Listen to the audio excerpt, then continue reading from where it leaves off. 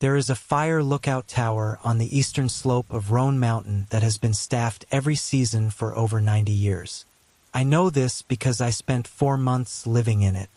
I know it because I signed a contract, learned the radio protocols, learned the weather codes, and showed up on the 1st of May with 2 duffel bags and a box of groceries. I know it because I never once looked down from that tower at night, not after the 3rd week, not after I understood what was down there looking up. I have not been back since September. I have not spoken about it until now. I still can't look anyone directly in the eyes for more than a few seconds.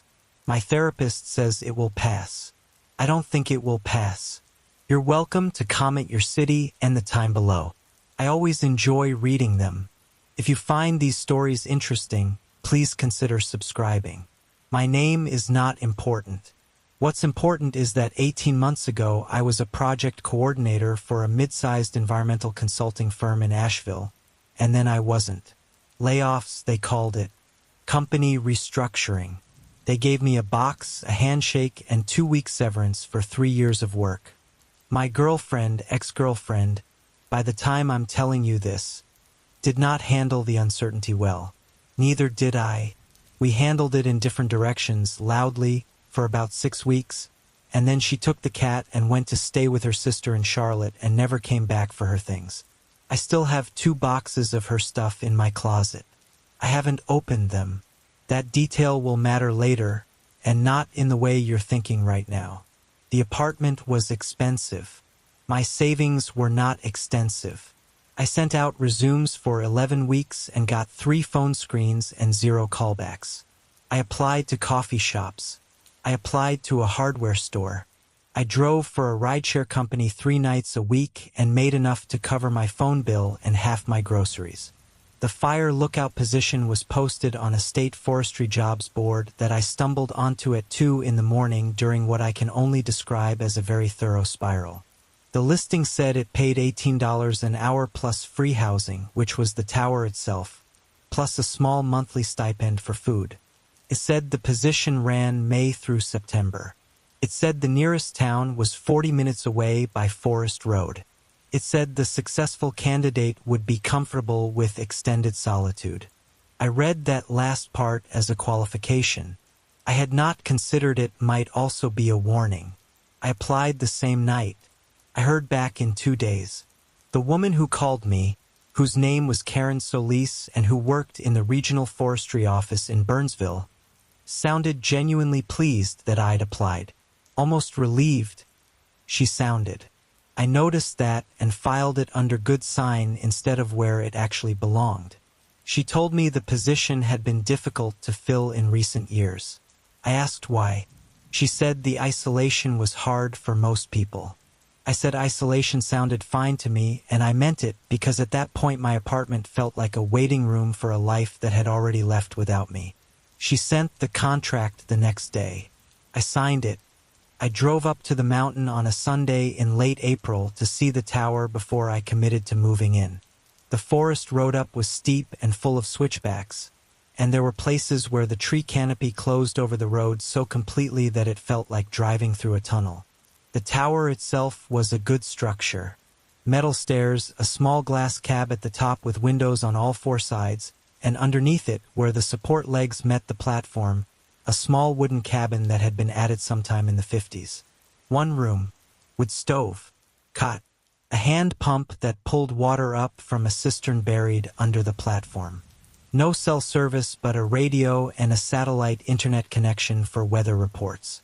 I stood up in the cab with Karen and looked out over 30 miles of mountain ridgeline in every direction, and I felt, for the first time in months, like maybe things could be all right.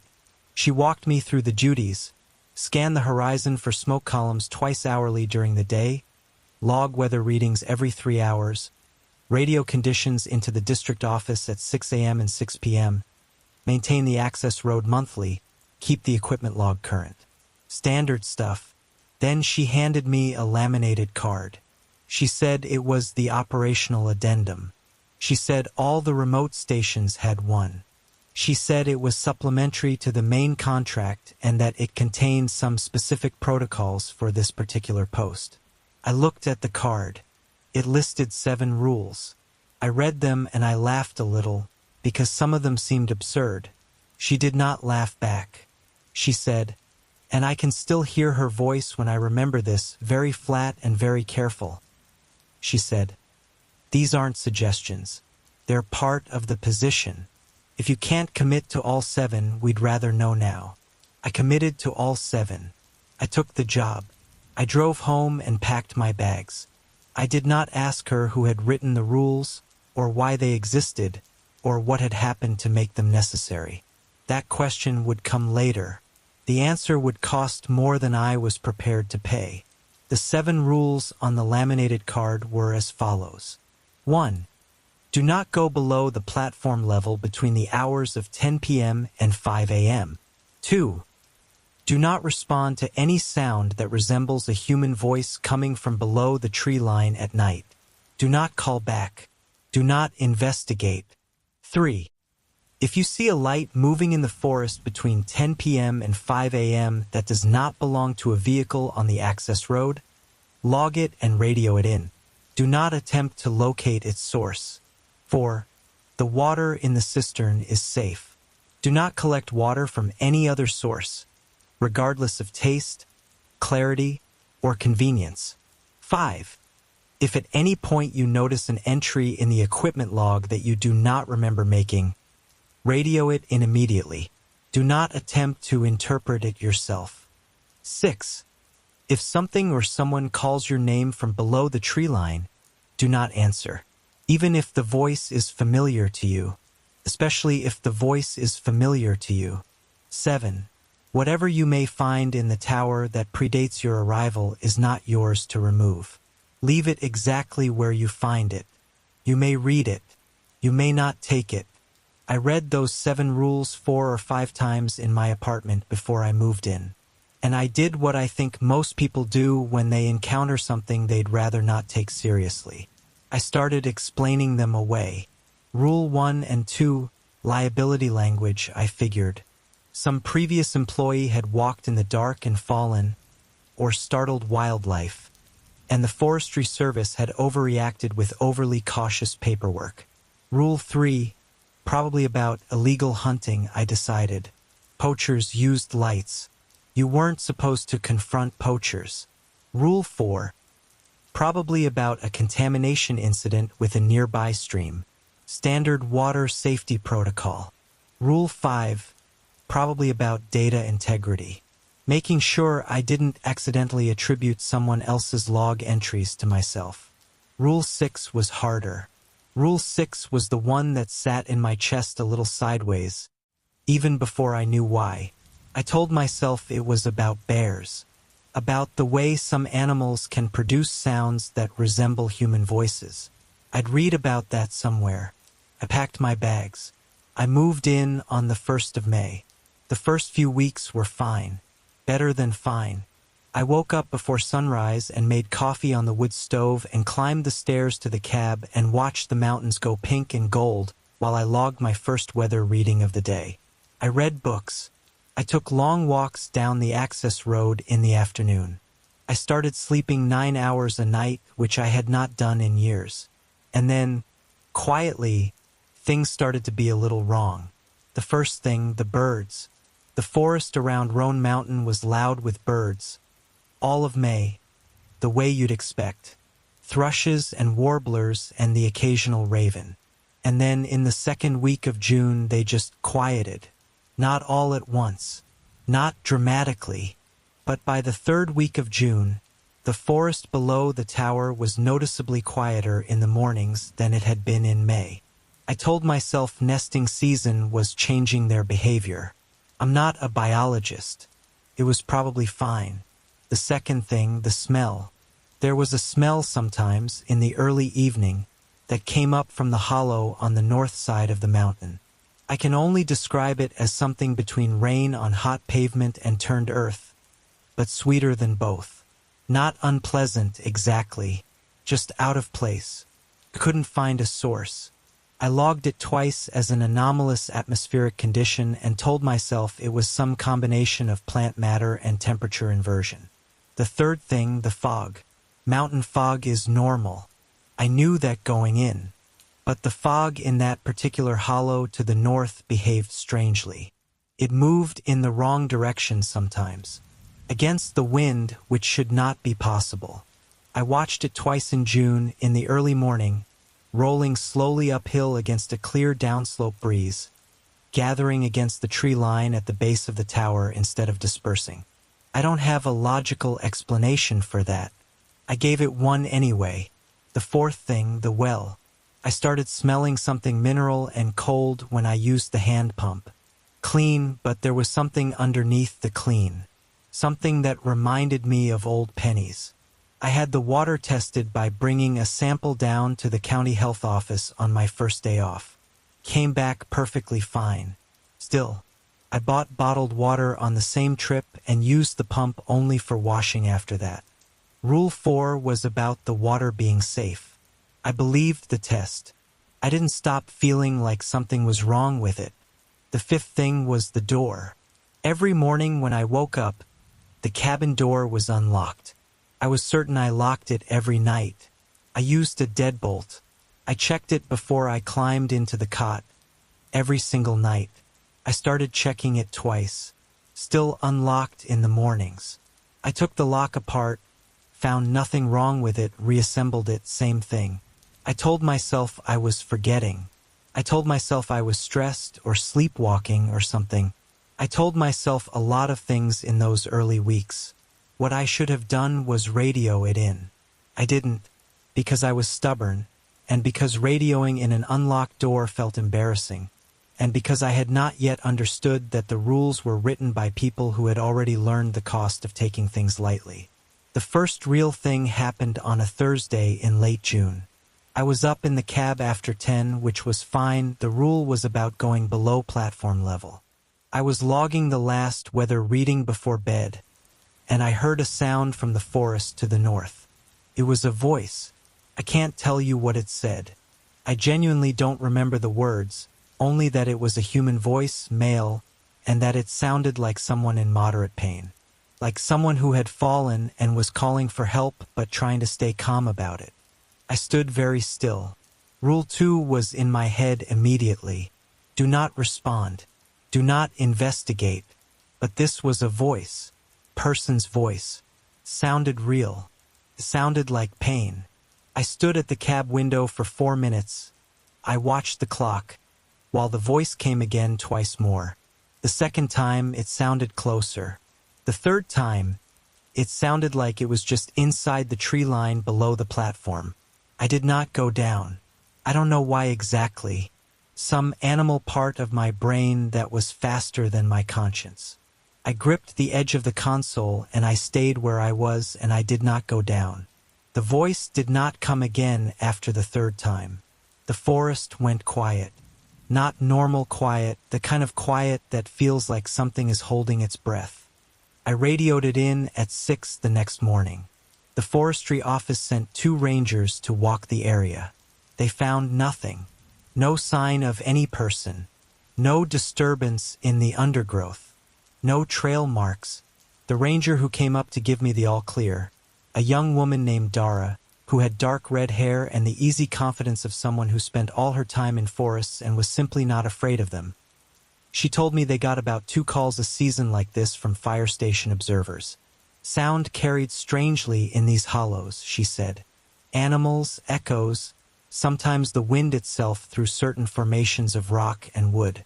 She said it casually, the way you say something true that you also know doesn't account for everything. And then she said something that surprised me. She said, "You stayed up top?" I said yes. She said, "Good. Just that. Good." And then she climbed back down the stairs and drove her truck back down the access road, and I watched her taillights disappear into the trees. That good sat with me for days. Because she didn't say good, that was the right call for safety reasons, or good, the terrain is rough at night. She just said good, with exactly the tone of someone who had expected me to say yes, who needed to hear yes, and who did not want to say anything else about it. The second thing happened 10 days later. I was doing my noon scan of the horizon, which I always did with binoculars from the cab. Clear day, good visibility. and I swept the binoculars around to the North Hollow, which I did every hour because the terrain there gathered haze before any other area, and it was good to monitor. In the hollow, at the edge of the tree line, there was a figure. I thought it was a person at first. It was standing upright and the proportions were human. But the way it was standing was wrong. It was facing away from me, but the head was turned too far. Not enough to be facing me entirely, but past the shoulder in a way that I felt rather than measured. A small wrongness in the angle. I watched it through the binoculars for maybe 30 seconds before I realized I was not breathing. Then it was not there. No movement. No transition into absence. Just present, then not. I logged it. I radioed it. The office said it was likely a hiker who had disoriented themselves in the hollow and wandered. They said they'd check the trail registers for anyone overdue. Nobody was overdue. Daryl Oates was my supply driver. He came up the access road every 2 weeks with my food order in the bed of his truck. A man somewhere between 55 and 70 with a thick gray mustache and boots so worn they looked like they'd been on his feet since before I was born. He knew every twist in that road by feel and took them at a speed that always made me grab the door handle when I rode down with him. He had done the supply run for this station for 11 years. I know that because he told me the first time he came up in June, not as a boast but as information. He said it the way you'd tell someone you'd worked a shift at the same diner for 11 years matter-of-factly, without needing it to mean anything. I liked Daryl immediately. He was funny in a dry and unhurried way, and he had opinions about weather that were consistently more accurate than the satellite data I was logging, and he never once tried to convince me the mountain was anything other than what it was. He never used the word mysterious. He never told ghost stories. He just delivered my groceries and drank the instant coffee I made him and told me about his grandkids and left. In July, on his third visit, I told him about the voice and the figure. He listened without interrupting. He set down his coffee mug. He looked at the table. Then he said, "You follow the rules?" I said yes. He said, "All of them?" I said yes. I was pretty sure this was true. He nodded slowly and then he said, "There've been rough patches up here. Not just this season." He picked up his coffee. "Long as you follow the rules, you come out the other side." I said, "What happened? In the rough patches?" He said, "Different things, depending on the person." I said, "Daryl, can you be more specific?" He looked at me for a moment with an expression I couldn't entirely read. Not quite pity, not quite warning, something in between. Then he said, "I'll tell you something I know for a fact. There's been someone at this post every fire season since 1933. 90 years. Some of them had a rough stretch. Some of them had a terrible stretch. None of them that followed the rules all the way through failed to come back down in September." He didn't look at me when he said the last part. He looked out the window at the tree line. I noticed that day that Daryl always stopped his truck at the base of the platform stairs. He never came up to the tower itself. Not once in 11 years, I realized. He always had me come down to him. I didn't ask him about that. I should have. I was afraid he'd answer. The last time I saw Daryl Oates was on the 5th of August. He came up with my order, same as always. He seemed fine. He was in a good mood, actually. His granddaughter had just started high school and had apparently, on her second day, told a teacher something that Daryl found deeply satisfying and wouldn't stop smiling about. He laughed 3 times, which was a lot for Daryl. He drank his coffee. He carried the boxes up to the cabin door for me, which was the furthest he ever came to the tower, and handed them across the threshold. He said, at the door, just before he left, "You're past the halfway point. Stretch run. Just keep doing what you're doing." I said I would. He gave me a small nod, like we'd concluded some important agreement, and he walked back down the stairs and got in his truck and drove down the road. When the next supply day came, A man I had never seen before drove up in a different truck.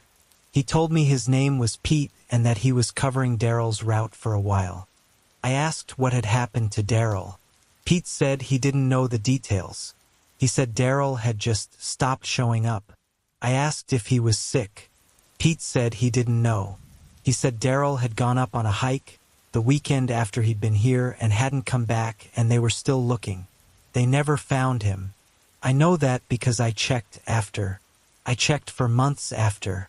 Daryl Oates, 62 years old, experienced hiker, familiar with every trail on the mountain, gone. No trace, no sign of struggle, no explanation. His granddaughter had just started high school. I found it a week after Daryl disappeared. I had known something was behind the wood stove since I arrived. There was a gap between the stove and the wall that I'd looked into with a flashlight on my first day and written off as empty. It wasn't empty. I just hadn't looked far enough back. A wooden box, roughly the size of a shoebox, wrapped in an oilcloth that had been sealed with what looked like electrical tape layered many times over. Inside the box was a notebook. Not one notebook. A collection of papers and sections that had been bound together over many decades. Pages from different eras with different handwriting. Some typed, some photocopied, some torn from larger documents. On the inside cover, someone had written, "For whoever comes next." I sat on the floor of the cabin and read the whole thing in one sitting. Took me 4 hours. It was a record left by the people who had staffed this tower before me. Not all of them, not 90 years worth, but 17 of them. 17 voices, some writing directly in the book, some leaving letters or loose pages that had been tucked in. The earliest entry I found was from 1961. The most recent was from 3 years ago. What they described was consistent, not identical. Each person experienced it slightly differently, but the shape of it was the same. The slow wrongness in the early weeks. The voices from below the tree line at night, the figures at the edge of the hollow, the fog moving wrong, the door unlocking, and then the escalation, things becoming more specific, more personal, more intimate in ways that shouldn't be possible for something that didn't know them. The rules were in there too, handwritten in different versions, refined over decades, each person adding to them based on what they had learned. The 7 rules on my laminated card weren't bureaucratic boilerplate. They were 60 years of accumulated survival knowledge, written and rewritten by people who had lived in this tower and made mistakes and found a way to September. I understood, reading this, that the rules had been earned in the worst possible way, by the people who had not followed them. There were 3 names in the ledger of people who had not made it to September. Not dead, I don't think. Just gone. Left in the middle of a night, apparently, without their things.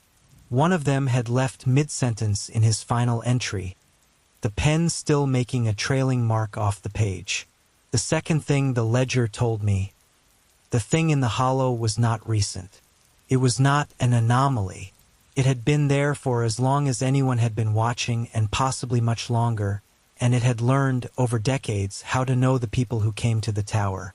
How to find what they carried with them, how to use it. And the third thing was at the back of the book, in handwriting that I recognized before I understood why I recognized it. A short paragraph, maybe 7 lines, in my own handwriting. My particular F's and H's, my habit of cramping my letters at the end of lines, my signature at the bottom. It described something I had not yet experienced. It was dated 3 weeks from the day I was reading it. I sat on the floor of that cabin for a long time after that. I need to be careful here about what I say. I want to tell you that I radioed in about the ledger and that someone came and took it seriously and that there were protocols. There were no protocols. I radioed in. The office asked if I was okay. I said I'd found some old materials from previous occupants and wanted to know if there was a process for logging them. They told me to add it to the property inventory list and put it back where I'd found it. That was Rule 7 anyway. Put it back. So I did. What the ledger told me in pieces from 17 different people across 60 years was this. The thing in the hollow, they called it different things, and I'll just say the thing because none of the names fit and all of them feel wrong. The thing did not want to harm the person in the tower. That was stated clearly by multiple contributors. The people who went missing because they went toward it, not because it came for them. It drew you. It learned you and it drew you. And what it wanted. And this was stated most clearly by a woman named Paulette who had staffed the tower in the late 1990s and who wrote the clearest and most analytical entries in the whole ledger. What it wanted was continuation. That was her word. Continuation. It wanted to be known, and it wanted the person who knew it to remain, to become part of the thing that knew it. She described it as absorption, but not violent absorption. She said it was the way a river absorbs rain. The rain doesn't stop existing. It just doesn't have an outside anymore. Paulette had made it to September. She'd left a forwarding address in her entry, in case any future occupant wanted to talk. I tried it when I got home. The address was a house in Spruce Pine. The person who lived there now had no idea who she was. The ledger also told me the following specific piece of information, which I read 3 times. The thing became personal. That was the mechanism. It started with general disturbance and moved toward total intimacy. And the specific material it used, the private information it drew on, was always things the person had not resolved. Grief they hadn't processed. Decisions they hadn't forgiven themselves for. The open wounds. I thought about my girlfriend's 2 boxes in my closet that I hadn't opened. I thought about the night 3 weeks before she left, when she'd been crying and I had not gotten up. I had heard her crying in the kitchen at 2 a.m. and I had decided, in the way that people decide things they don't fully acknowledge deciding, that I was too tired, that it could wait until morning. I lay in the dark and listened to her try to be quiet, and I did not get up. She was gone 6 weeks later. I had never told anyone about that night. I had barely told myself. I thought about that a lot, sitting on the floor of that cabin. I put the ledger back behind the stove. The following 3 weeks were structured by the thing's escalation, and by me reading that escalation clearly in the ledger and still, in some ways, being unable to fully prepare for it. The first week after I found the ledger, the disturbances got specific. Not yet personal, just specific. The voice from the hollow called for a man named Thomas 3 nights running. There was no Thomas connected to me that I could identify. I found out later, checking the ledger dates, that a man named Thomas Birch had staffed the tower in 1978 and had left mid-August without his things. The second week, the voice began using my name. I want to tell you that I handled this well. I want to tell you that because I'd read the ledger I was prepared and clinical about it. I was not. When I heard my name, my actual name, spoken by something that sounded like it was standing 10 feet below the platform in complete darkness, I stopped breathing. My hands went cold. The animal part of my brain, the part that is very, very old, went into a state that I don't have a better word for than collapse. I followed Rule 2. I stayed up top. I did not answer. I logged it and radioed it in. But I want to be honest. Staying silent was the single hardest thing I've done in my life. Not because I was curious, not because I was brave, but because my name is the shortest bridge between yourself and the world. And when something in the dark says it, every piece of you wants to say, yes, I'm here, I'm here. The third week, things got quieter. Not the good kind of quiet, the held breath kind. And then, on the 22nd day after I found the ledger, which was the date I had written at the top of the entry in my own handwriting, it spoke to me in her voice. My girlfriend's voice. My ex-girlfriend. Her exact voice, with her specific pronunciation, the way she slightly swallowed the last syllable of my name when she was tired or sad. Not saying anything threatening. Saying my name and then saying, I'm not angry. I just want you to come down. I was in the cab. I was gripping the edge of the console. The night outside was clear and the stars over the ridge were very bright, and below the platform the darkness was complete. The ledger entry I had written, in handwriting I did not remember making, had said, "Do not mistake understanding for invitation." I said nothing. I stayed where I was. I counted 60 seconds. The voice said, more quietly, "I know you heard me that night. I know you chose not to come." 60 more seconds. "I'm not angry," it said. "I understand why you didn't. And then, worst of all, you were scared. You've always been scared when it matters most. That's not a failure. That's just who you are. I've always known that. I don't have the words for what that felt like. Being known. Not accused, known. Not condemned, understood. Something that should not know me had reached into the exact center of the worst thing I'd done and held it up and said, "Yes, this is you, and it's all right, and you can stop carrying it, just come down." That was the most dangerous moment of my entire time on that mountain. Not the voices, not the figure, not the unlocking door. That gentle, accurate, complete understanding of my worst night. That is what I need you to understand about what was down there. It did not want to hurt me. It wanted me to feel known. And feeling known by something that should not know you is the most terrifying thing I have ever experienced. Because you understand in that moment what it would cost to say yes. I did not say yes. I counted backward from 200. Twice. The voice did not come again that night. 2 days before that entry's date, I had tried to leave. I want to be clear, I made a genuine attempt. I packed both duffel bags. I loaded them in the supply truck. Pete had let me borrow it for my day off that week, and it was sitting at the base of the stairs. I drove down the access road. The access road is 9 miles to the state route. I know every turn of it by now. I drove it in the dark, no headlights for the first mile because I was afraid. Somehow that light would feel like announcement. Then I turned them on and drove faster. I got to the junction of the access road and the state route. I can see it in my memory exactly, the metal gate across the forestry road, the yellow line on the blacktop, the dark shapes of trees on both sides, and I stopped the truck. There was nothing physically blocking me. The gate was open. The state route was clear. My bags were in the truck. I had my wallet, my phone, my car keys back in Asheville. I sat there for 20 minutes with the engine running. And then I drove back up the mountain. I don't know how to explain this.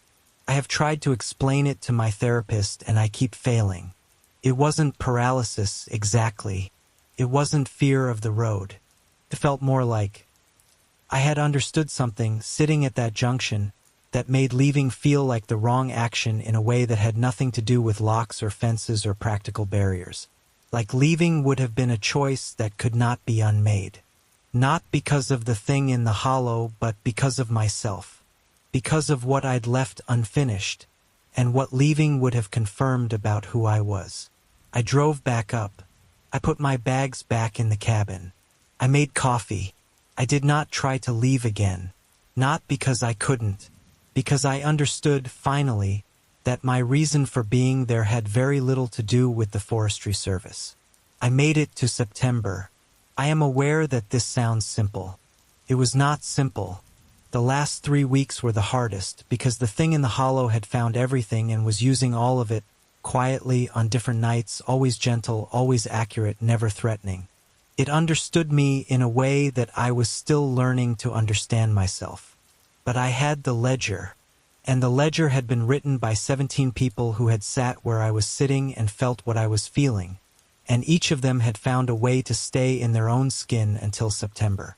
And Daryl, I think, had sat in that truck at the base of my stairs for 11 years for a reason he never explained.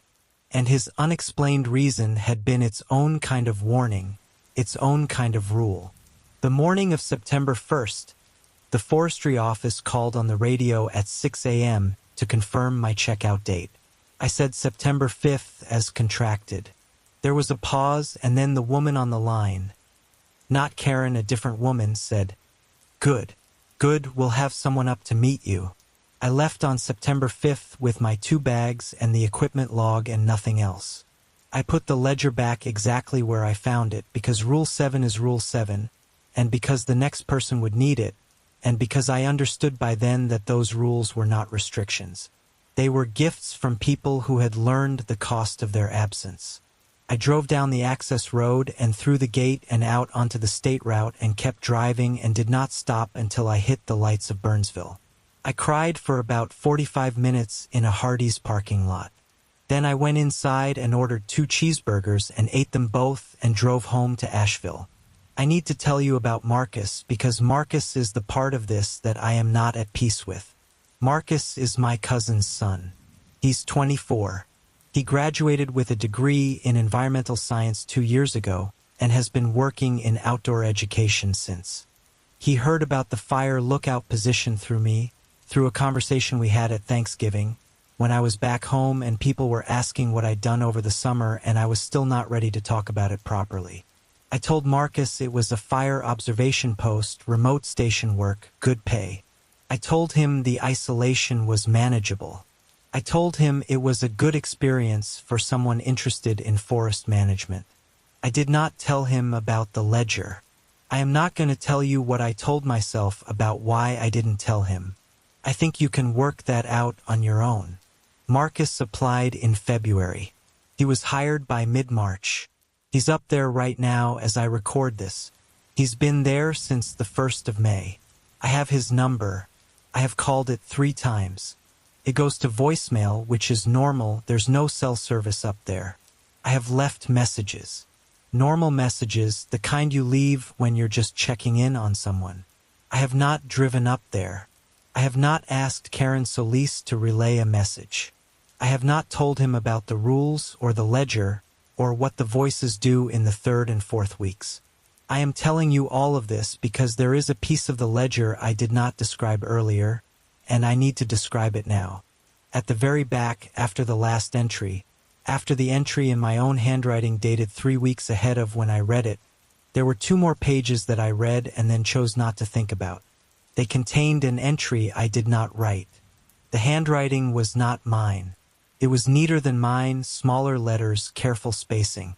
The entry described a summer on the mountain. It described the voices and the fog and the figure at the edge of the hollow. It described finding the ledger and reading it. It described following the rules until the end. It was dated May through September of this year. It was signed with Marcus's name. A note to whoever is listening to this. Not the narrator. Not any character in this story. You. I don't know how you found this recording. I don't know what brought you to it at the hour you're listening, in the place you're sitting or lying, in whatever state you were in when you pressed play. But you're here now, and you've heard all of it, and I need to tell you something. The hollows on Roan Mountain are not the only ones. They are the only ones that have been documented, that have had a record kept, that have had rules written and refined and laminated and handed down. But the mechanism, the slow learning, the intimacy, the thing that starts as wrongness and becomes complete understanding, that mechanism is not unique to that mountain. The person in your life who knows you better than you know yourself. The voice you hear at 2 in the morning that sounds like it understands exactly why you made the choice you made in the night you don't tell anyone about. The pull you feel sometimes toward things you cannot name, in a direction that feels like relief. You know what I'm describing. You may have already heard it. The rules, if you find yourself in need of them, don't go toward it at night. Don't answer when it says your name. Don't mistake understanding for invitation. Whatever you find that was left for you, leave it for the person who comes next. And whatever you do, whatever else you do, read the full record before September. We've been saving it for you. Welcome. We've been expecting you for quite some time.